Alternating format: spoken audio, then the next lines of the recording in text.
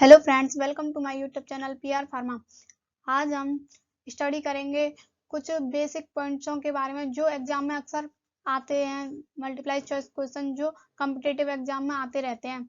ये important question है, इनमें से 100% क्वेश्चन ऐसे हैं जो एग्जाम में आ सकते हैं। हमारा जो फर्स्ट क्वेश्चन है वो है, which of the following is known as power house of the cell. निम्न में से किसे कोशिका का पावर हाउस कहा जाता है? कोशिका का पावर हाउस ऑफ किसे कहा जाता है? माइटोकॉन्ड्रिया का। हमारा करेक्ट आंसर क्या है? माइटोकॉन्ड्रिया का। माइक्रोसोम्स क्या है? माइक्रोसोम्स है एंडोप्लाज्मिक रेटिकुलम। और राइबोसोम्स को क्या कहते हैं? प्रोटीन की फैक्ट्री बोला जाता है। ये गोल्जी बॉडी से। The diameter of mitochondria is. Mitochondria का व्यास कितना होता है? हमारा करेक्ट आंसर इज 0.5 से लेकर 10 माइक्रोमीटर होता है। Diameter of mitochondria. माइटोकॉन्ड्रिया का व्यास कितना होता है? 0.5 से 10 micrometer. Lysosome was discovered by. Lysosome की खोज किसने की थी? लाइसोसोम की खोज की थी क्रिस्टिन डी डुवे ने। किसने की थी? Christian de Duve. हमारा राइट आंसर क्या है? Christian de Duve. Robert Hooke ने किसकी खोज की थी? सेल की। और जो डेनियल एंड डेवसन थे, ये क्या था? एक मॉडल था जो लागू नहीं किया था। जो एस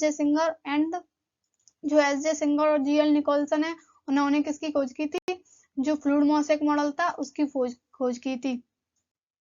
हमारा नेक्स्ट क्वेश्चन है, the fluid mosaic model of the plasma membrane was given by. Plasma झिल्ली का जो फ्लूइड मोसेक मॉडल था वो किसके द्वारा दिया गया था? राइट आंसर इज क्या है हमारा? S J Singer and G L Nicolson. किसने दिया था? एस जे सिंगर और जीएल निकोलसन ने। रॉबर्ट हक ने किसका दिया था? सेल का दिया था। रॉबर्ट हक ने किसकी खोज की थी? सेल की। और वो भी कैसी सेल की? डेड सेल की। और जो क्रिस्टिन डी डुवे थे, इन्होंने किसकी खोज की थी? क्रिस्टिन डी डुवे ने लाइसोसोम की को डिस्कवर किया था, खोज की थी इसकी। हमारा नेक्स्ट क्वेश्चन है, which of the following is known as suicidal bag. निम्नलिखित में से किसे आत्मघाती बैग के रूप में जाना जाता है? Golgi bodies, ribosomes, lysosomes, mitochondria. हमारा करेक्ट आंसर क्या है? लाइसोसोम। लाइसोसोम को किसके नाम से जाना जाता है? सुसाइडल बैग्स या सुसाइडल सैक्स के नाम से जाना जाता है। माइटोकॉन्ड्रिया को किसका नाम से जाना जाता है? Power house of the cell के नाम से जाना जाता है। जो राइबोसोम्स है उसको जाना जाता है प्रोटीन की फैक्ट्री के नाम से। हमारा नेक्स्ट क्वेश्चन है, diameter of the microsomes. Microsome का व्यास कितना होता है? माइक्रोसोम्स किसे कहते हैं? माइक्रोसोम्स कहते हैं एंडोप्लाज्मिक रेटिकुलम को। किसको बोलते हैं? एंडोप्लाज्मिक रेटिकुलम को। और उसका व्यास कितना होता है? 50 से 100 नैनोमीटर तक होता है। कितना होता है? 15 से 100 नैनोमीटर होता है। हमारा नेक्स्ट क्वेश्चन है, which of the following mostly includes the inactive DNA. निम्नलिखित में से किसमें अधिकतर निष्क्रिय डीएनए शामिल होता है? किसमें होता है? यूक्रोमेटिन में। किसमें होता है? यूक्रोमेटिन। हमारा करेक्ट आंसर क्या है? C, euchromatin. Next question, which of the following is also known as control centre of the cell. निम्नलिखित में से किसे कोशिका का नियंत्रण केंद्र कहा जाता है? नियंत्रण केंद्र किसे कहा जाता है? न्यूक्लियस को। हमारा राइट आंसर क्या है? न्यूक्लियस। माइटोकॉन्ड्रिया को क्या कहा जाता है? Power house of the cell. Microsomes क्या है? Endoplasmic reticulum. नेक्स्ट क्वेश्चन है, cytoplasm was discovered by. Cytoplasm की खोज किसके द्वारा की गई थी? Rudolf von Kolliker. किसके द्वारा की गई थी? Rudolf von Kolliker. Robert Hooke ने किसकी खोज की थी? सेल की। वो भी कैसी? डेड सेल की। S J Singer and G L Nicolson ने किसको दिया था? फ्लूइड मोसेक मॉडल को। किसको दिया था? Fluid mosaic. नेक्स्ट क्वेश्चन है, what is the study of cell. कोशिका के अध्ययन को क्या कहा जाता है? Histology, cytology, oncology, osteology. Cell की स्टडी को क्या कहते हैं? सेल की स्टडी को कहते हैं साइटोलॉजी। करेक्ट आंसर क्या है? साइटोलॉजी। और जो हिस्टोलॉजी है उसे बोलते हैं स्टडी ऑफ टिश्यू। टिश्यू की स्टडी को क्या बोलते हैं? साइटोलॉजी। जो ऑन्कोलॉजी है उसे किसको बोलते हैं? ईयर की स्टडी को ऑन्कोलॉजी बोलते हैं। ऑस्टियोलॉजी बोलते हैं बोन की स्टडी को।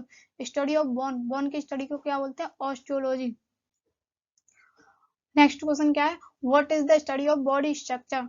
जो बॉडी के स्ट्रक्चर की स्टडी की आती है उसे क्या बोलते हैं? उसे बोलते हैं एनाटॉमी। करेक्ट आंसर क्या है हमारा? एनाटॉमी। जो फिजियोलॉजी वो बोलती है फंक्शन, जो बॉडी के फंक्शंस की स्टडी की जाती है वो किसमें की जाती है? फिजियोलॉजी में। जो बॉडी के फंक्शंस होते हैं उनकी स्टडी की जाती है फिजियोलॉजी में। जो कार्डियोलॉजी है उसमें हार्ट की स्टडी की जाती है। किसकी स्टडी की जाती है? कार्डियोलॉजी में हार्ट की स्टडी की जाती है। और जो साइटोलॉजी है उसमें सेल की स्टडी की जाती है। नेक्स्ट क्वेश्चन हमारा, dead cell is discovered by, मृत कोशिका की खोज किसके द्वारा की गई थी? मृत कोशिका की खोज की गई थी रॉबर्ट हुक के द्वारा। इसने कब की थी? 1665 में इसने की थी। और जो जीवित कोशिका की खोज किसने की थी? लिवर्ट ने। सो नेक्स्ट क्वेश्चन है हमारा, living cell is discovered by, जीवित कोशिका की खोज किसके द्वारा की गई थी? जीवित कोशिका की खोज की गई थी लिवन हुक के द्वारा। सो हमारा राइट आंसर क्या है? लिवन हुक। और जो रॉबर्ट हुक थे उन्होंने सेल की खोज, डेड सेल की खोज कब की थी? 1665 में। कब की थी? 1665 में। जो एक स्वान थे, इन्होंने हमारी जो मॉडल सेल थी उसको दिया, उसकी खोज की थी। हमारा नेक्स्ट क्वेश्चन है, which cell organelle is involved in apoptosis, apoptosis में कौन सा कोशिकांग अंग शामिल होता है? तो सेल ऑर्गेनल से कहते हैं, सेल ऑर्गेनल वो जो सेल के अंदर छोटे छोटे ऑर्गन्स होते हैं उसे बोलते हैं सेल ऑर्गेनल्स। सो सेल ऑर्गेनल्स में इसमें इसका आंसर होगा क्या है? इसका राइट आंसर है माइटोकॉन्ड्रिया। एपोप्टोसिस कैसे बोलते हैं? एपोप्टोसिस बोलते हैं जो डेड सेल्स होती हैं, जो माइटोकॉन्ड्रिया का कार्य क्या होता है? जो डेड सेल्स को स्वयं ही खाने लगती है उसे ही बोलते हैं एपोप्टोसिस। और ईआर की जो फुल फॉर्म है वो है एंडोप्लाज्मिक रेटिकुलम। नेक्स्ट क्वेश्चन है, lysosomes are known as suicidal bags because, lysosome को आत्मघाती की थैली कहा जाता है, लेकिन क्यों कहा जाता है? क्यों कहा जाता है? क्योंकि हाइड्रोलाइटिक, इसमें क्या होती है? हाइड्रोलाइटिक एक्टिविटी होती है। हाइड्रोलाइटिक एक्टिविटी की वजह से इसे क्या कहा जाता है? आत्मघाती की थैली कहा जाता है या आत्मघाती बैग कहा जाता है। सुसाइडल बैग्स या सुसाइडल सैक्स बोला जाता है। सो नेक्स्ट क्वेश्चन है हमारा, a plant cell wall is mainly composed of, जो प्लांट की सेल वॉल होती है वो किसकी बनी हुई होती है? वो बनी होती है सेलुलोज की। किसकी बनी होती है? सेलुलोज की। और जो प्रोटीन और लिपिड, जो प्रोटीन और फॉस्फोप्रोटीन और जो लिपिड की लेयर बनी होती है वो किसकी बनी होती है? वो सेल मेम्ब्रेन बनी होती है, जो जंतु में पाई जाती है। उसकी सेल मेम्ब्रेन में किसकी बनी होती है? फॉस्फोलिपिड और प्रोटीन की। और जो प्लांट सेल वॉल होती है वो किसकी बनी होती है? सेलुलोज की। नेक्स्ट क्वेश्चन है, all livings are composed of, सभी जीवित जो बने होते हैं वो किसके बने होते हैं? सेल्स के, टिश्यूज के, ऑर्गन के या ऑर्गन सिस्टम के। जो सभी लिविंग ऑर्गन होते हैं वो किसके बने होते हैं? सेल्स के। जो हमारी बॉडी में कई प्रकार की सेल्स होती हैं और हमारी जो बॉडी है मतलब कि बहुत सारी मिलियन सेल्स से मिलकर बना हुआ है। हमारी बॉडी जो बनी है, जो हमारी बॉडी में होती है वो सेल्स को मिलाकर क्या बनता है? टिश्यू। और जो टिश्यू को मिलाकर क्या बनता है? टिश्यू को मिलाकर ऑर्गन बनते हैं, और ऑर्गन को मिलाकर क्या बनता है? ऑर्गन सिस्टम बनता है। ऑर्गन सिस्टम बनता है। ऑर्गन सिस्टम को, जब ऑर्गन सिस्टम बहुत सारे हो जाते हैं तो क्या बनाते हैं? एक बॉडी। जैसे कि ऑर्गन, हमारी बॉडी में कितने सारे ऑर्गन सिस्टम है? हार्ट है, लिवर है, स्टोमक है। इसी प्रकार सबसे मतलब कि हमारी जो बहुत सारी सिमिलर सेल्स का एक ग्रुप पास में आ जाता है तो टिश्यू का निर्माण करता है। जब बहुत सारे टिश्यू जब आपस में मिल जाते हैं तो वो किसका निर्माण करते हैं? ऑर्गन का। और जब बहुत सारे ऑर्गन आपस में मिल जाते हैं तो वो किसका निर्माण करते हैं? ऑर्गन सिस्टम का। तो उसे क्या बोलते हैं? बॉडी। नेक्स्ट क्वेश्चन हमारा, Robert Hooke first saw the cell, Robert Hooke ने सर्वप्रथम कोशिका को किसमें देखा था? रॉबर्ट हुक ने सर्वप्रथम कोशिका को देखा था कॉर्क में। किसमें देखा था? कॉर्क में। और कॉर्क क्या होती है? Bark of tree. कॉर्क क्या होती है? बार्क ऑफ ट्री होती है। मतलब कि जो पेड़ की छाल होती है उसे बोलते हैं। उसमें ही सबसे पहले रॉबर्ट हुक ने उसे देखा था, सेल को देखा था। वो भी कैसी सेल थी? Dead cell. नेक्स्ट क्वेश्चन है हमारा, outermost layer of plant cell, जो पादप कोशिकाएं हैं वो सबसे भारी परत, जो उसका पादप कोशिका की सबसे भारी परत है उसे क्या बोलते हैं? उसे बोलते हैं सेल वॉल। वो किसकी होती है? सेल वॉल बोलते हैं उसे। सो हमारा राइट आंसर क्या है? Cell wall. First answer is the correct answer.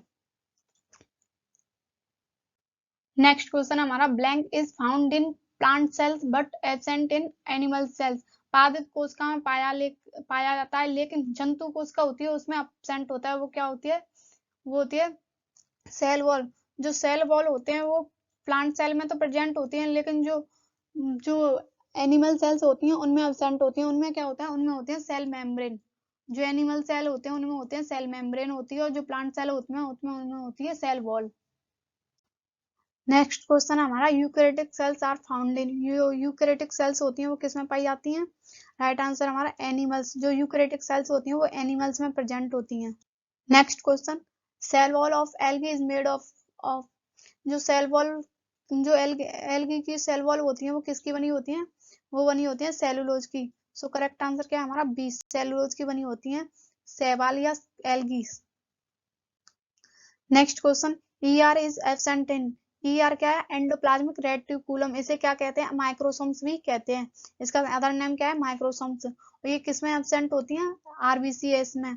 So answer क्या है इसका? करेक्ट आंसर आरबीसीएस में ये एब्सेंट होती हैं, जो प्लांट सेल, लिवर सेल्स में पाई जाती हैं, लेकिन आरबीसी सेल में क्या होती हैं? एब्सेंट होती हैं। सो नेक्स्ट क्वेश्चन हमारा, what is the following full form, निम्नलिखित का पूर्ण रूप क्या है? एटीपी का, एटीपी का, एएमपी का। इसका उत्तर आप कमेंट बॉक्स में दीजिए, मैं इसका आंसर मैं आपको नेक्स्ट वीडियो में दे दूंगा। So thank you guys. अगर आपने अभी तक हमारे चैनल को अभी तक आपने सब्सक्राइब नहीं किया हो तो सब्सक्राइब कर दीजिए, लाइक्स कीजिए, and thank you so much. ज़्यादा से ज़्यादा शेयर कीजिए।